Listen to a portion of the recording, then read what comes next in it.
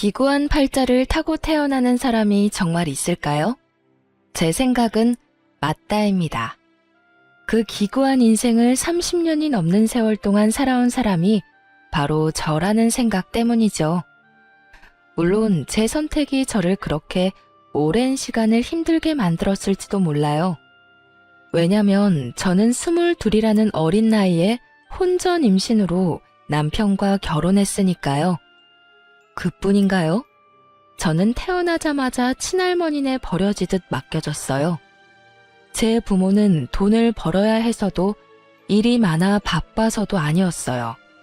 그저 제 존재를 혐오했다는 게 정확한 표현이겠네요. 서로의 사랑으로 만들어진 제가 서로에게 끔찍했던 거죠.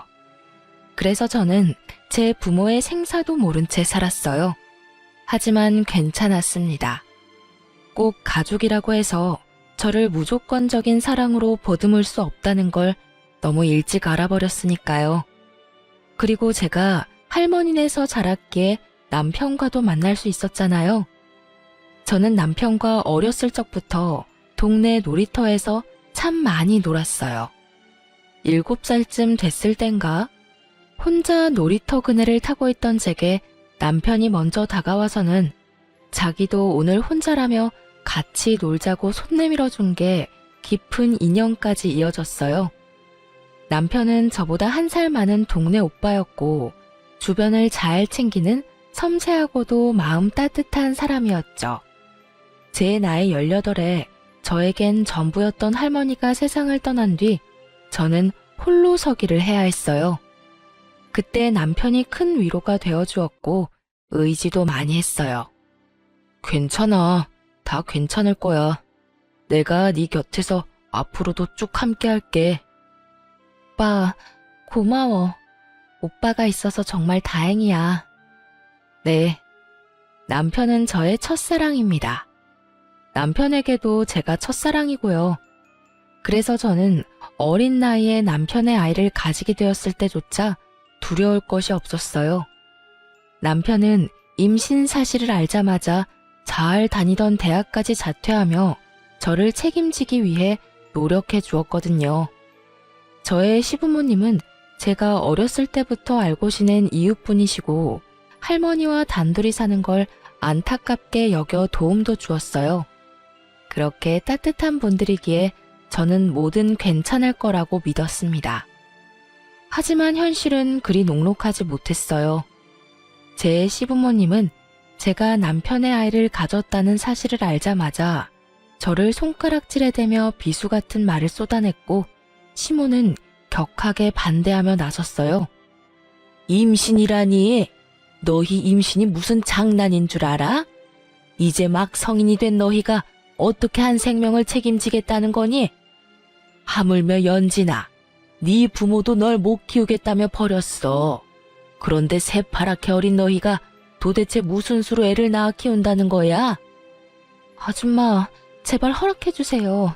저 이 아이 포기 못해요. 아빠 없이 키울 수 없어요. 저희 정말 열심히 살게요.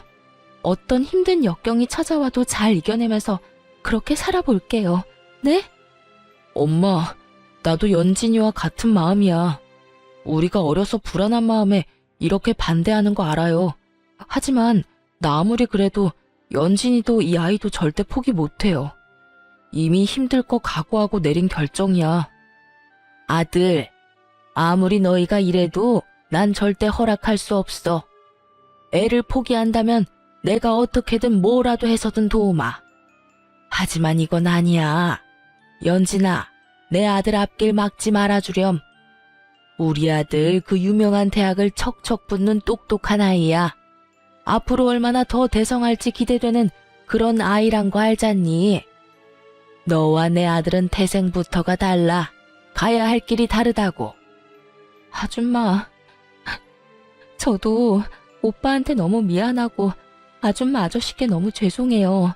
하지만 저도 이 아이만큼은 무슨 수를 써서든 지키고 싶어요.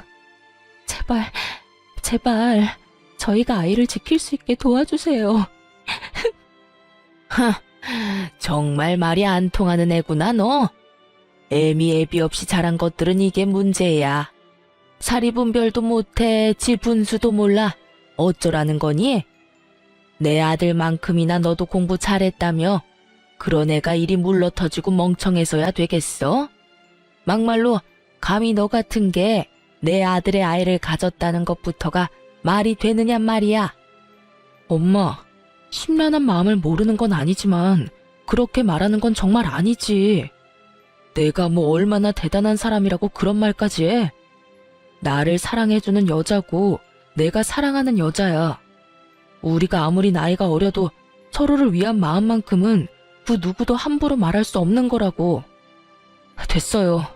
나도 이제 다 큰 성인이고 내 인생 내가 알아서 살아. 반대할 거면 반대하세요. 저는 무슨 수를 써서든 연진이랑 결혼도 하고 이 아이도 지킬 거니까. 저희는 시부모님의 반대에도 무릅쓰고 임신 4개월 차에 혼인신고까지 했어요. 참 무모한 선택이 아닐 수 없었죠. 하지만 우리 아이를 지키기 위해서라면 저희는 모든 걸 감내할 준비가 되어 있었어요. 그렇게 제 남편은 시부모님까지 등지면서 저와 아이를 지켰고 또 희생했어요. 자식 이기는 부모 없다고 결국 제가 시댁의 며느리로서 발 들일 날이 오긴 하더군요. 물론 아이를 출산하고도 한참 후였어요. 그 시기는 아이가 돌무렵 되었을 때였고 또 제 남편이 사고로 세상을 떠난 후였습니다. 시모가 저를 시댁에 발들이게 한 이유는 가까이 두고 평생을 원망하기 위함이었어요. 시모에게 저는 자신의 아들을 사지로 내몰아버린 천하의 나쁜 것이었거든요. 니까짓 게 뭐라고? 저 아이가 대체 뭐라고? 네가 내 아들 목숨을 하찮게 만든 거야. 알아? 죄송해요. 너무 죄송해요. 죄송? 사과하면 넌 끝이겠지.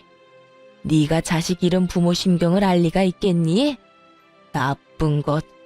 잘못될 거라면 너나 잘못되지 그랬어.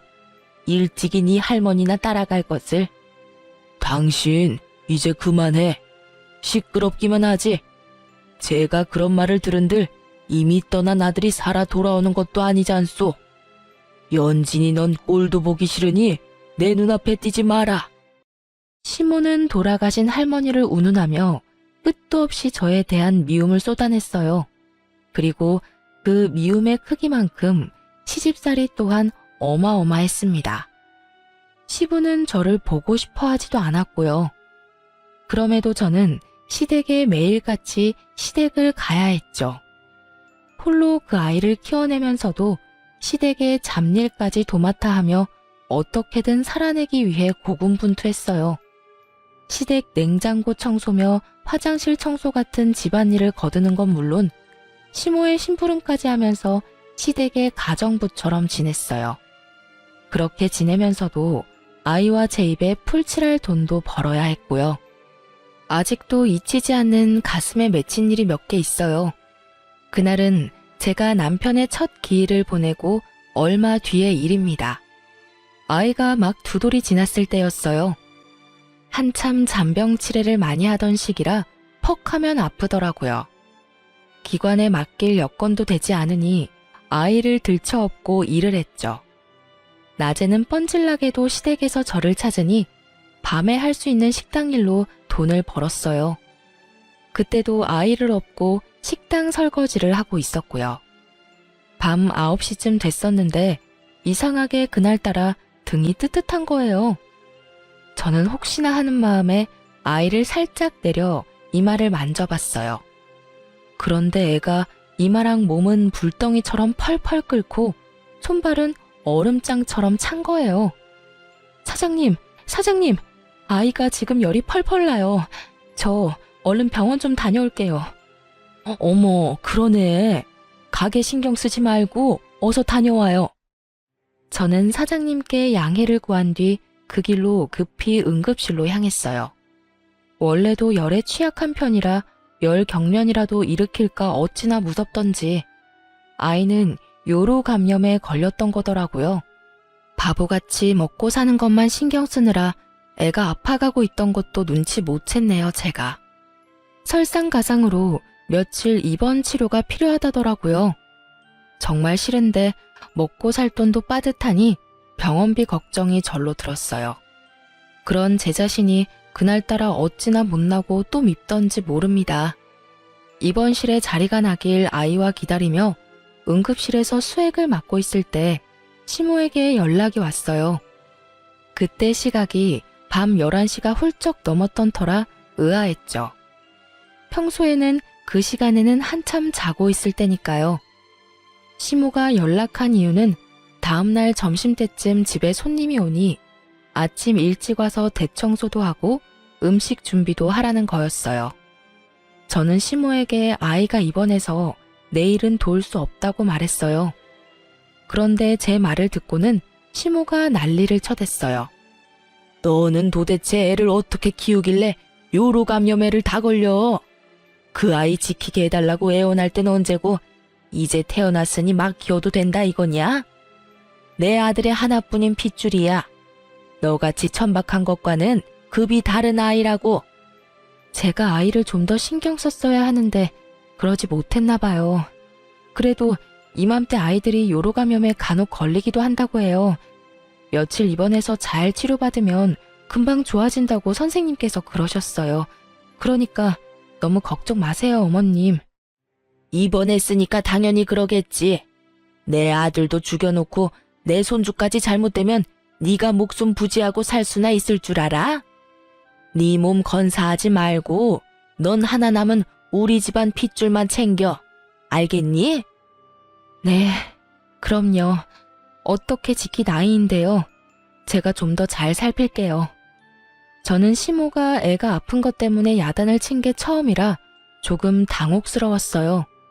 하지만 우리 아이에게 애정이 전혀 없지는 않았다는 생각에 기분이 나쁘지만은 않더라고요.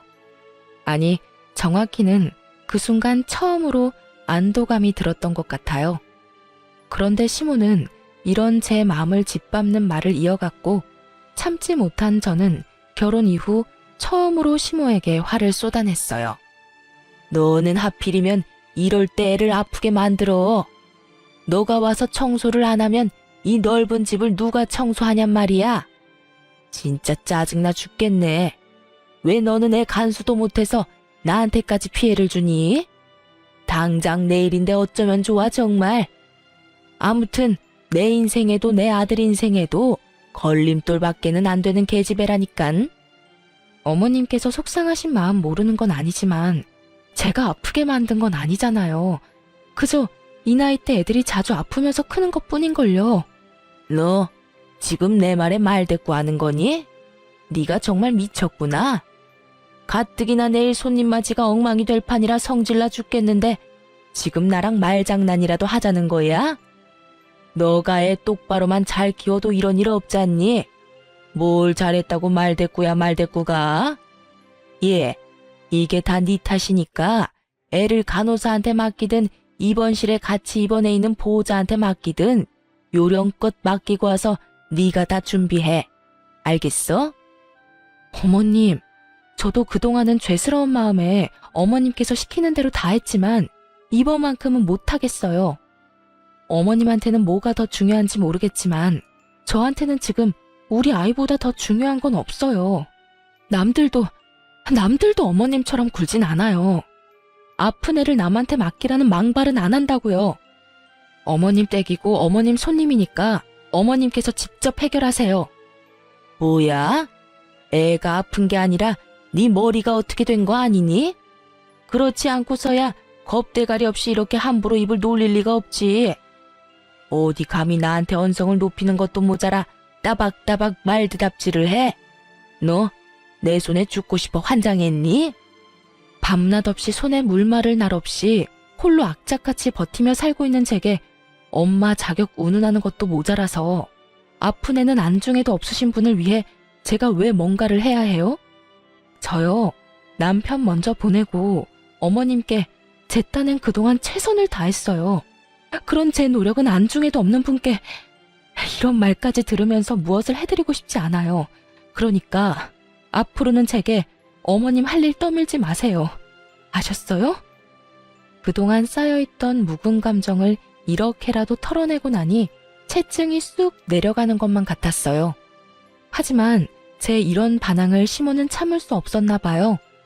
아이가 입원할 병원을 어떻게 알았는지 응급실에 들이닥쳐서 다짜고짜 제 뺨을 내리쳤어요. 그것도 수도 없이 말이에요. 병원 직원들이 뒤늦게 말리고서야 시모는 내리치는 걸 멈추고는 돌아갔어요. 참 다행인 것은 제 아이가 그 난리통에도 깊은 잠에 빠져 보지 못했다는 겁니다. 저는 그날 이후 시댁 식구 그 누구의 부름에도 절대 응하지 않았어요. 설령 제게 또다시 찾아와 갖은 모욕을 퍼부어도요. 그간 제가 노력했던 것으로 며느리 몫은 했다고 생각했고 앞으로는 이런 취급받지 않고 저와 아이만을 위해 살기로 마음먹었거든요. 그것만이 저도 아이도 행복할 수 있는 길이라고 여기면서요. 그렇게 홀로 아이를 키우며 삶을 꾸려가다 보니 어느덧 아이는 5살이 되었어요. 그리고 조금은 안정적인 패턴을 가질 수 있었어요. 아이가 클수록 아픈 것도 조금 덜하고 손 가는 일도 덜하니 차츰차츰 상황이 좋아지더라고요.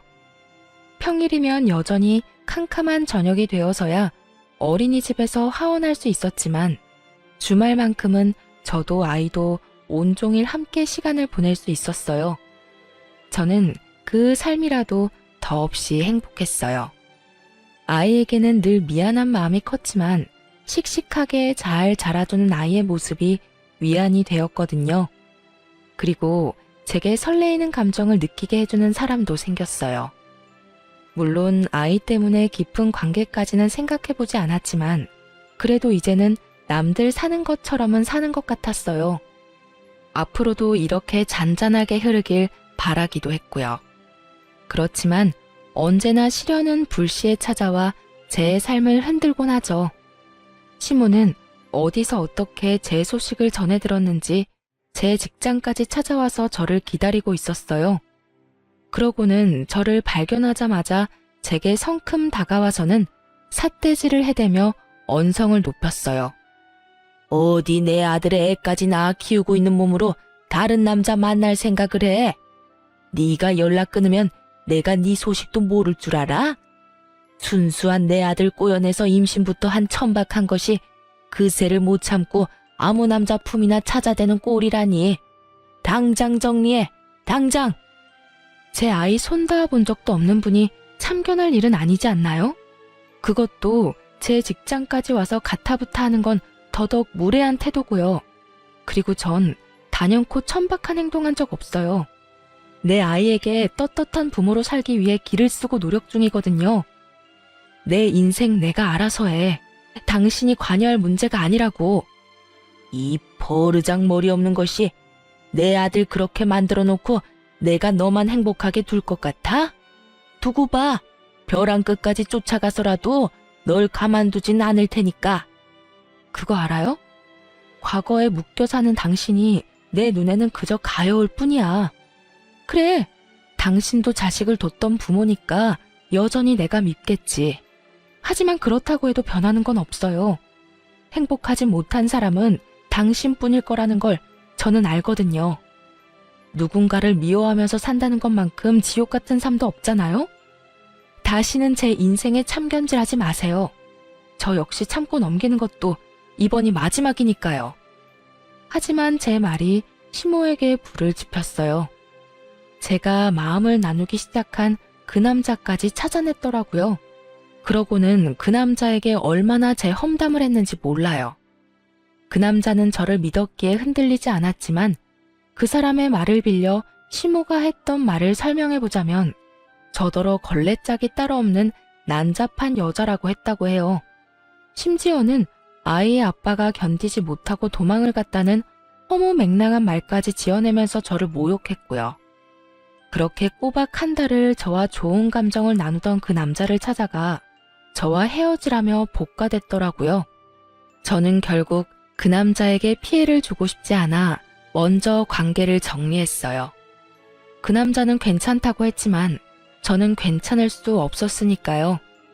그렇게 헤어지고 나니 시모는 나를 또 찾아왔어요. 그러면서 하는 말이 참 유치하기 짝이 없었죠. 이제야 자기가 두 발 뻗고 편히 잠들 수 있겠다는 거예요. 제가 느끼는 행복이 조금 더 멀어졌다는 게 그 이유였고요. 그래도 남자와의 관계가 정리되었으니 다시는 같은 이유로 시모를 마주할 일이 없겠구나 싶은 생각 때문인지 마음이 불편하기만 한 건 아니었어요. 하지만 제 생각과는 달리 그 후에도 저는 시모를 마주해야 했어요. 제가 또 다른 남자한테 꼬리칠지 모른다며 저를 감시하기 시작했거든요. 그런데 문제는 제 일거수일투족을 전부 확인하려 들었다는 겁니다. 대놓고 제 생활에 참견질을 해댔어요. 초반에는 저러다 말겠지 생각하고 무시했지만 시간이 흐를수록 도를 넘어서는 심호로 인해 저는 직장까지 옮겨야 할 정도로 시달려야 했어요. 심호와 직장이 무슨 연관이 있다고 직장을 옮기나 싶으신가요? 제 직장에 매일 찾아와 죽치고 앉아있는 통에 심호의 존재를 모르는 사람이 없었어요. 그뿐인가요? 점심 식사할 때도 제 주변에 남자 동료가 있는 모습만 봐도 불이 나게 달려와서는 못나게도 굴었다고요. 얘가 어떤 애인 줄 알고 같이 다니고 그래요? 얘가 사람 잡아먹는 팔자야. 오래도록 목숨 부지하고 싶으면 절대 근처도 가지 말아야 한다고. 아주머니는 누구신데 그런 말씀을 하세요? 혹시 연진 씨 아는 분이야? 내가 저 요망한 것이 죽인 남자 엄마 되는 사람이요. 그러니까 내 말 허투루 듣지 말고 명심해요. 심호의 이런 언행은 꽤 오랫동안 지속되었고 그러다 보니 점점 저에 관한 나쁜 소문이 퍼져갔죠. 나중에는 어처구니 없게도 제가 돈 때문에 남편을 해코지했었단 추문까지도 돌았다니까요. 이런데 제가 어떻게 직장 생활을 이어갈 수 있었겠어요. 결국 저는 퇴사를 하고 며칠 동안 깊은 고민에 빠졌어요. 어떻게 해야 이 일을 다시는 당하지 않을까 하는 고민이요. 그러다 내린 결론은 그간 고생하며 한 푼 두 푼 모아놓은 돈이 있으니 조금 더 모험적으로 돈을 벌어보자는 생각이 들었고 저는 인생에 처음으로 영업을 해보기로 했어요. 동분서주하며 해야 하는 일이니까 심호가 저를 매번 따라다닐 수는 없을 테니까요. 그리고 아이가 커가면서 드는 비용도 점점 늘어나니 이번 일을 기회 삼아 더 적극적으로 살아보자 싶기도 했고요. 또 아이의 교육적인 부분도 앞으로는 더욱 신경 써야 할 부분이라고 여겼기 때문에 금전적으로나 시간적으로 뭐든 여유가 있길 바랬어요. 그래서 저는 교육 분야의 직종을 골라 제 성실함, 절실함만 믿고 도끼를 품고 일에 전념했습니다. 그 덕인지 저와 잘 맞았던 건지 저는 이전의 벌이와는 비교도 되지 않을 만큼 벌이가 좋아졌어요. 물론 심호도 이직 후 접점이 많이 사라졌고요. 하지만 그중 가장 좋았던 건 월세를 살며 전전하던 저와 아이는 영업직을 선택해 일한 지 딱 1년 만에 제 첫 집을 마련했다는 거예요. 그런데 제 소식을 어떻게 알았는지 한동안 옷깃 한 번 스친 적 없던 심호가 또다시 저를 찾았어요. 하지만 이번만큼은 특이한 부분이 있었어요. 바로 평소 저를 무시하고 또 경멸하던 말투가 아닌 세상 고분고분하고 나긋한 말투를 쓰며 저를 다 이해한다는 듯 말하더라고요. 잘 지냈니? 얼마 전에 우리 아들이 꿈에 나온 게 아니겠니? 그런데 이상하게 너희 생각이 나잖니? 그래서 얼굴이나 보자 싶어 와봤다. 저희가 이사한 곳은 어떻게 하셨어요? 그렇게 직장까지 옮기게 만들어놓고 아들이 꿈에 나와서 제 뒤라도 캐셨어요? 어머, 왜 이리 날이 서 있어? 내가 널 어떻게 하려고 찾아온 건 아니야. 직장까지 옮기게 했던 건 유감이다. 그래도 당시에는 네가 마음고생을 좀 했어도 어쨌든 결과가 좋으니 그게 다 내 덕이잖니. 그게 어떻게 어머님 덕이에요. 제가 이 악물고 뛰며 버틴 덕이죠. 찾아오신 용건이 뭔가요? 이런 시시콜콜한 이야기나 하자고 찾아오신 거 아니잖아요. 이런 시시콜콜한 이야기 하려고 온 거야. 그런데 우리 손주를 못 봐서 어쩐다니? 이번 주에 애 보고 싶으니까 데리고 한번 집으로 와라. 내 손수 차려 우리 손주 챙겨 먹이고 싶으니 말이야. 내키지 않아도 와. 네가 싫다고 천룡까지 네가 어찌하려 들지 말고. 너도 와서 같이 식사나 하자꾸나. 저 어머님께 연락하거나 찾아뵙는 거 불편해요. 저희가 가볍게 같이 식사나 할 정도로 서로를 이해하며 살지는 않았으니까요. 예, 나도 알아. 온다고 연락하기 불편하면 너 편할 때 언제든 오렴. 이번 주는 내내 식사 준비를 해놓을 테니. 시모가 찾아와 이 말을 했을 땐 이 양반이 또 무슨 꿍꿍이가 있어서 이러나 하는 생각이 강했어요. 앞으로는 다시는 이런 연락을 하지 말고 찾아오지도 말라 당부하기 위해 이번이 마지막이라 생각하며 다음날 일찍 시댁에 들렀어요. 그런데 제가 이 관계를 끝내기 위한 말을 꺼내기도 전에 시모가 황당한 소리를 짓거리더군요. 잘 왔다. 그런데 우리 손주는 어디 가고 너만 왔니? 제가 어머님께 드릴 말씀이 있어서 데리고 오지 않았어요. 그러니? 아쉽네. 네가 할 말이 뭔지는 대충 짐작이 가니 내가 먼저 말하마. 너 돈 좀 만지는 거 내가 다 안다. 그래서 말인데 평생 내 꿈이던 제주살이 네가 좀 시켜줘야겠다. 할머니가 살아계실 적 시모는 가끔 자기 꿈을 이야기하곤 했어요. 늙으면 자기는 제주도에서 살고 싶다고요. 그런데 지금 그 꿈을 저더러 이뤄달라뇨.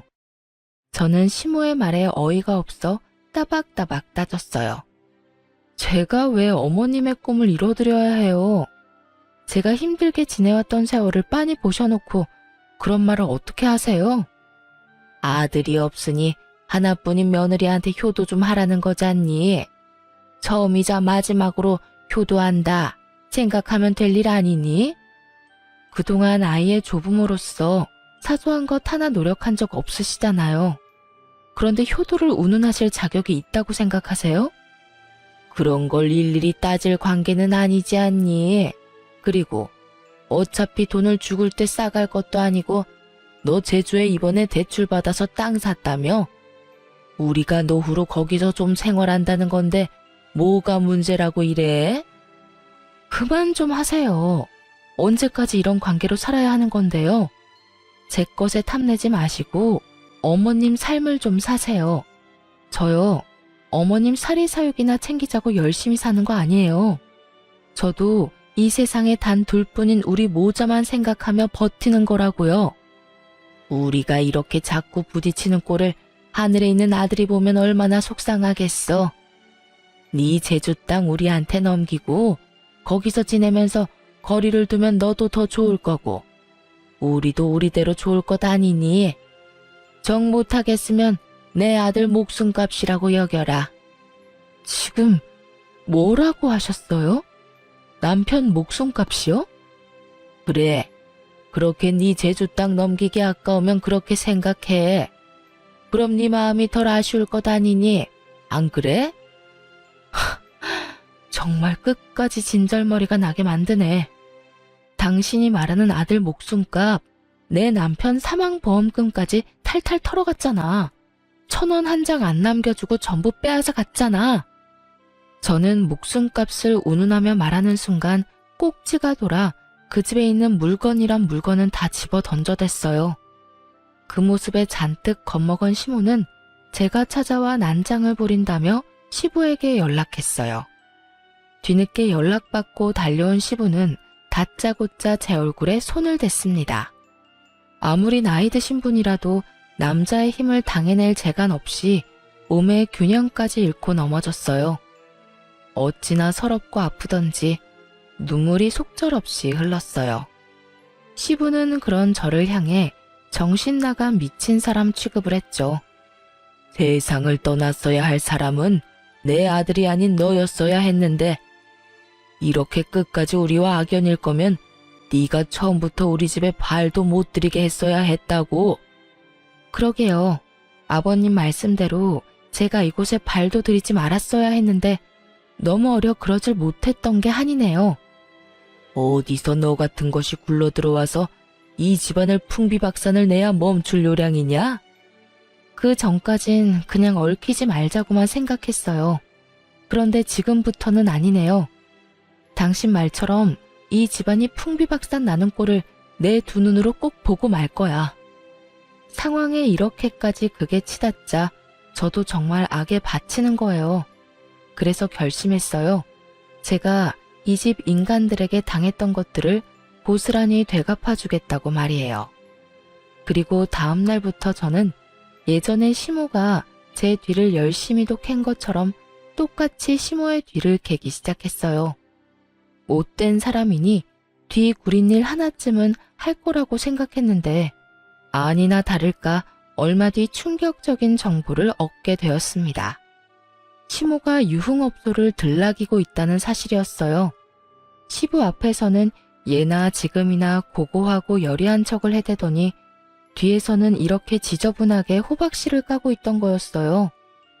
저는 이 사실을 알고는 더욱 집요하게 팠어요.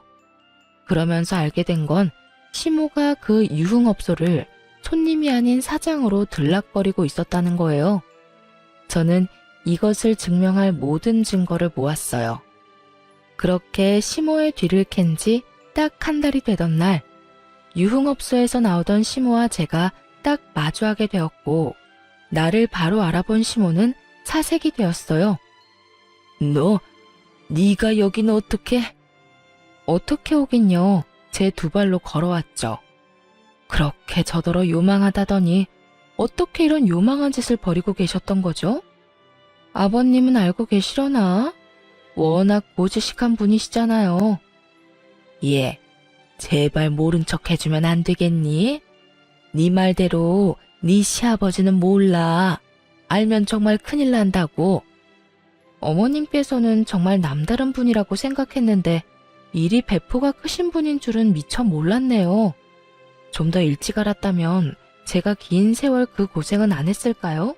미안하다. 내가 다 미안해. 그러니 제발 네 시아버지한테만은 비밀로 해주렴. 앞으로는 내가 더는 내게 못나게 굴지 않으마. 약속해. 그러니 너도 말하지 않겠다 약속만 해주렴. 시부를 거론하자마자 시모는 사시나무 떨듯 떨기 시작했어요. 그렇게 모진 시모도 시부는 무서운가 보더라고요. 그리고 고 시모와 저의 위치는 역전되었습니다. 긴 세월 을로 지냈던 제가 제대로 갑이 된 거예요. 시모가 저를 대하는 태도가 그걸 증명하듯 제게 매달렸고요. 저는 그런 시모에게 제게 제주 땅이 있다는 걸 어떻게 알았냐 물었어요. 그러자 시모가 우물쭈물하다 어쩔 수 없다는 듯 체념한 표정으로 털어놓았어요. 네 정보 아는 것쯤이야 별일도 아니더구나. 돈만 있으면 요즘은 원하는 걸 다 얻을 수 있는 시대지 않니? 알고는 있었지만 이렇게 직접 들으니 썩 유쾌하지는 않네요. 뭐 괜찮아요. 이제 더는 제주살이를 요구할 일은 없을 테니까요. 그렇죠? 그럼 당연하지. 네가 내 비밀만 지켜준다면 평생 입 다물고 살래도 내가 살 거야. 그렇고 말고. 그럼 그 비밀을 지켜주는 조건으로 저희 집 집안일을 좀 책임져 주셨으면 해요. 아시다시피 제가 영업에 육아에 눈코 뜰 새 없이 바쁘잖아요. 싫다고 하시면 곧장 아버님께 가고요. 누가 싫다고 하니? 좋아, 나는 너무 좋구나. 처음으로 손주 할머니 노릇에 며느리 챙기는 시어머니 노릇하는 건데 싫을 리가 없잖니?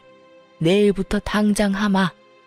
이 비밀로 인해 시모는 시부에게 말하지 않는다는 조건으로 제가 시댁에서 잡일을 도맡아 했던 것처럼 시모도 우리 집에서 집안일을 거들었어요.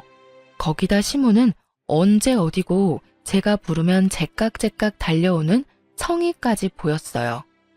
제가 아이 픽업 시간에 일이 겹쳤을 때마저 시모는 자기가 먼저 걱정 말고 편히 일하라며 나서기까지 하더라고요. 참 양육강식이라는 게 이런 말이었구나 새삼 느꼈네요. 그제야 시모가 왜 그리도 저를 부려먹었나 이유를 알게 됐어요. 참, 저를 대신에 일을 해준다는 게 이리도 편하고 좋다는 걸 몸소 느끼게 되었으니 말이에요. 그런데 그렇게 지내던 중 저는 시모에 대한 정말 큰 비밀을 알게 되었어요. 그날은 제가 월차를 쓰고 집에서 쉬는 날이었죠. 시모는 어김없이 제 집에 와서 일을 해주고 있었고요. 시모가 잠시 소파 위에 핸드폰을 두고 쓰레기를 버리러 간 사이에 전화 한 통이 걸려왔어요. 평소라면 신경도 안 쓸 텐데 그날따라 이상하게 전화벨이 거슬리더라고요. 그래서 저는 시모를 대신해 전화를 받았는데 그 통화가 판도라의 상자를 열어버린 셈이었던 거예요. 시모에게 전화를 건 사람은 다름 아닌 저와 마음을 나눴던 유일한 남자, 그 남자의 아버지였던 거예요. 당신 혹시 요즘 나 피하는 거요? 왜 이리 연락하기가 어려워? 당신 며느리와 내 아들까지 떼어내가면서 이어온 인연인데 요즘 왜 이리 소홀히 굴어요? 내가 뭐 잘못한 거요? 아니면 나한테 서운한 게 있어? 여보세요? 듣고 있어요? 저는 너무 놀란 마음에 무작정 전화를 끊어버렸어요. 그런데 딱 그 타이밍에 시모가 현관을 열고 들어오더군요. 저는 그런 시모에게 도대체 밖에서 뭘 하고 다니냐며 따져 물었어요. 하지만 시모는 갑자기 무슨 소리를 하느냐며 당황스러워 하더라고요. 그런 시모에게 전화가 왔었다고 말했고, 시모는 통화 내역을 봤는지 손을 바들바들 떨며 불안한 기색을 보이더라고요. 저는 그 모습을 놓치지 않고 사실대로 말하라고 난리를 쳐댔어요. 그러자 시모도 깊은 숨을 몰아쉬고는 입을 열었습니다. 이 남자는 그러니깐 내가 따로 만나고 있는 사람이야. 네 시아버지는 당연히 모르는 사실이고. 그것뿐만 아니잖아요. 제가 만나던 그 남자랑 연관 있는 거 다 안다고요. 그건 내가 나중에 알게 된 사실이야. 혹시라도 내 외도 사실을 네가 알게 될까 겁이 났어. 그래서 나도 어쩔 수가 없었다는 말이야. 하필이면 어머님께서 외도를 하고 있었는데 그 남자가 저와 마음을 나눴던 그 남자의 아버지였다고요? 그래서 어머님의 그 난잡한 사랑을 지키기 위해 저에 대한 갖은 험담을 쏟아내면서까지 갈라놓으려고 했고요. 그래, 외도도 내가 하면 로맨스인 것 아니겠니? 너도 어떤 남자인지 그의 아들을 경험했으니 알 것 아니니? 아들은 아버지를 보고 배우는 거잖니. 그런 다정한 사람을 나라고 어떻게 포기했겠어? 어차피 넌 어린아이가 있으니 포기하기 쉽잖아. 난 하나뿐인 내 아들도 떠나버린 후라 기댈 곳이 필요했을 뿐이야. 저는 그제야 시모가 저와 마음을 나눴던 그 남자를 한 달 꼬박 괴롭혔던 이유를 알게 되었어요. 시모가 이리도 난잡하고 지저분한 사람이라는 걸 이렇게까지 모든 사실을 알게 되고서야 몸소 느꼈네요. 저는 그동안은 느끼지 못했던 배신감마저 들었어요. 저는 시모의 비밀을 빌미로 시모와 같은 짓을 하지 않기로 마음 먹었어요. 그 길로 저는 시부에게로 향했습니다. 그리고 제가 알고 있는 시모에 관한 모든 진실을 밝혔어요. 하지만 시부는 저를 미움의 시선으로만 바라보았고 여전히 그런 시선으로 바라보기에 제 말을 믿으려 하지 않았어요. 아니, 여전히 저를 정신나간 사람이라 여기고 있었죠. 저는 그런 시부에게 제가 농간을 부리는 것이 아니라는 걸 증명해 보였어요. 제가 그간 모아온 증거들과 좀 전까지 나눴던 시모와의 대화를 녹음한 것까지 다 들려주었죠. 시부는 이 모든 걸 눈으로 귀로 확인한 뒤에야 시모를 찾아댔어요. 그런데 딱 그 타이밍에 제가 입 놀릴 게 염려된 시모가 한 발 늦게 시댁에 도착해 들어왔어요. 그리고 그날 시댁은 정말 말 그대로 풍비박산이 났습니다. 아버님은 시모에게 더러운 여자라며 당장 이혼이라며 노발대발을 했고 시모는 시부에게 끝까지 사실이 아니라며 제가 꾸며낸 거라고 잡아떼기까지 하더라고요. 그러나 이미 신임을 잃은 시모의 말에 무슨 힘이 있겠어요? 결국 시부는 시모를 상대로 이혼 소송을 걸었어요. 시모는 며칠을 제게 찾아와서는 말도 안 되는 부탁을 자꾸 했어요. 제발 네 시아버지한테 가서 네가 거짓으로 만들어낸 거라고 한 번만 말해주렴. 응? 어머님, 사실을 거짓이라 말하는 것도 죄예요. 저는 어머님과 같은 죄를 지으면서까지 어머님 편에 서고 싶지 않아요. 내가 꼭 걸리면 안 되는 일이 있어서 그래. 그걸 알면 정말 끝이라고. 그러니 제발 나 좀 살려줘. 나 좀 도와줘. 얼마 뒤 저는 시모가 시부에게 걸리면 안 된다는 게 뭔지 알게 됐어요. 시모가 업소 운영을 위해 시부 이름으로 몰래 대출을 받았던 거였죠. 그리고 시모의 우려처럼 시부에게 이 사실을 걸리고 말았어요. 시모는 재산 분할은 당연하고 대출 빚의 위자료까지 어마어마한 돈을 시부에게 줘야 했어요. 이런 일을 겪은 시모지만 교훈은커녕 저를 향한 원망만 커졌어요. 자기가 이혼당한 이유가 다 저 때문이라는 탓을 했거든요. 아이를 제게서 빼앗을 거라며 갖은 쇼를 벌인 것은 물론 나중에는 저를 찾아와 제 뺨을 내려치기까지 했어요. 하지만 저라고 언제까지 그런 인간 같지도 않은 사람한테 당하고 맞고만 있겠어요? 저도 똑같이 시모의 얼굴을 갈기며 소리쳤어요. 가족이라면서 뒤에선 구린짓까지 서슴지 않았으면서 정작 그 가정이 깨지니까 속이 뒤집혀요? 당신이 이혼을 당한 이유는 당신의 욕심 때문이야. 나한테 와서 백날 이따의 짓을 해도 그건 변함이 없다고. 뭐야? 대파랗게 어린 것이 어디서 날 가르치려 들어? 처음부터 너만 없었다면, 그랬다면 다 내 마음대로 누리며 살았을 거라고. 이런 끝을 맞이할 내가 아니란 말이야. 가족을 속이고 살았으면서 당신 가정이 천년만년 화목할 줄 알았어? 사람을 업신여기니 당신도 말년에 그런 대우를 받은 거야. 알아? 다시는 내 앞에, 그리고 내 아이 앞에는 띄지도 마요. 너만 아니더라도 내 가정은 평화로웠다고. 네가 내 아들도 내 남편도 나한테서 뺏어가지만 않으면 제주도에 가서 평생 행복하게 살 수 있었단 말이야. 당신에게 행복한 결말이 있을 리가 없잖아. 아무리 하늘을 가리려고 한들 가려지는 건 아니니까. 시모는 분노를 참지 못하고 제 머리채를 잡아 흔들어댔어요. 저 역시 질세라 시모의 머리채를 잡고 놓아주지 않았죠. 손에 머리카락이 한 움큼이나 뽑힐 때까지 말이에요. 하지만 시모는 제게 더는 아쉬운 소리 따위 안 한다며 남편에게 이혼당해도 자기는 내연남이 있으니 상관없다며 당당하게 돌아가더군요.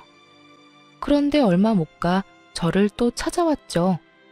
그 이유는 내연남에게 이별 통보를 받았기 때문이었고요. 제가 저와 연인이 될 뻔한 그 남자에게 연락해 우리가 이루어지지 못했던 그 이유에 대해 말했어요. 제 시모가 내연녀라는 사실도 자기들의 사랑을 위해 우리가 그런 끝을 맞게 됐다는 것도요. 그러자 시모의 내연남이 자기 가정까지 큰 피해를 볼까 무서워 황급히 시모와의 관계를 정리했던 거예요. 거기다 제 말처럼 하늘이 나섰던 건지 얼마 뒤 시모가 운영하던 유흥업소에서 한바탕 소동이 났어요.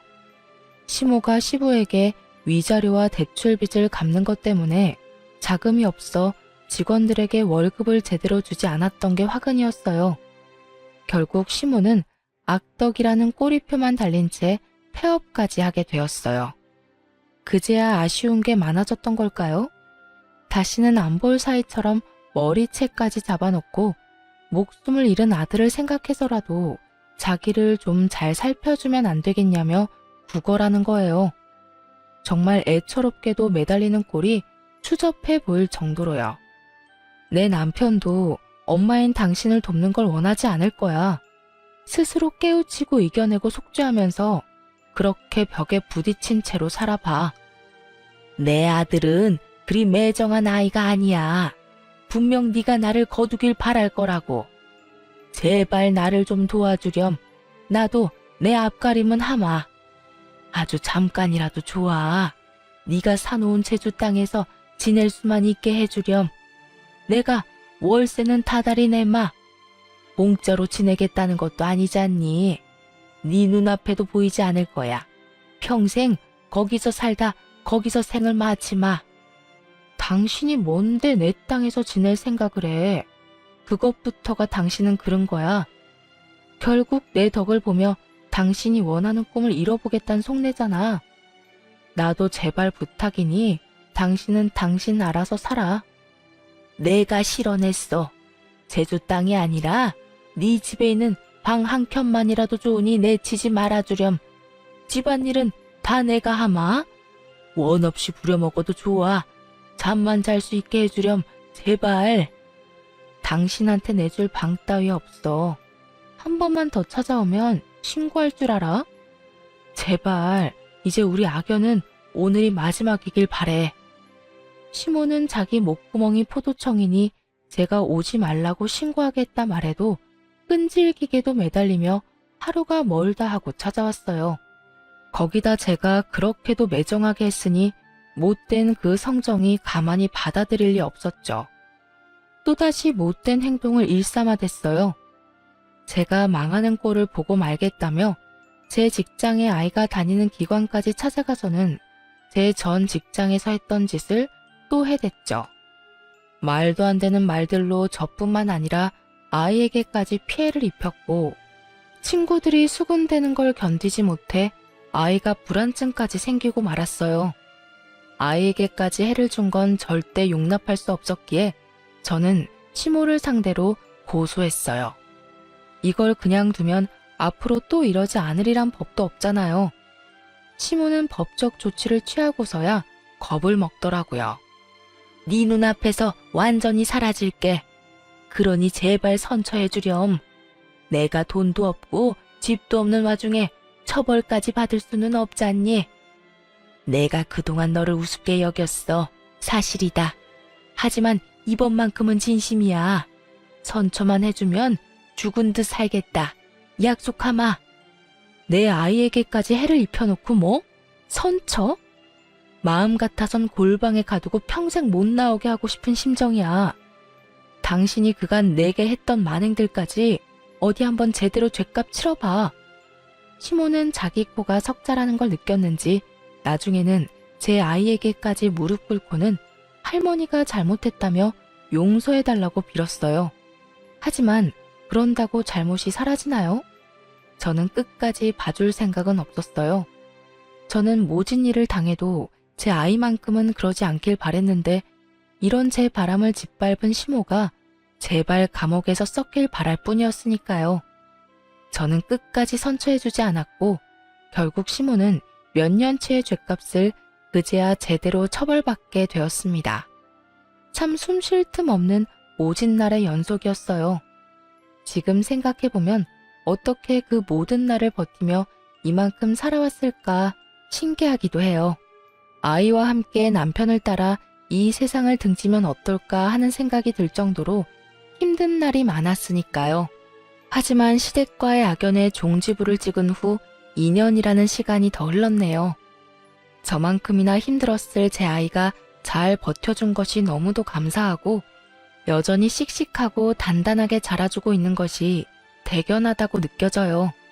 아이는 크면서 얼굴이 12번도 더 바뀐다는 말처럼 어렸을 땐 그리도 저를 쏙 닮았던 아이가 지금은 남편의 얼굴이 참 많이 닮아 있어요. 어쩌면 제가 힘든 그동안은 남편의 얼굴을 닮은 아이를 보며 힘들어할지 모를 저를 하늘이 배려해 준 것은 아니었을까 하는 생각까지 들어요. 제 아이는 남편을 닮아 똑똑하고 저를 닮아 억척스러운데 그래서 참 다행이지 않나 싶어요.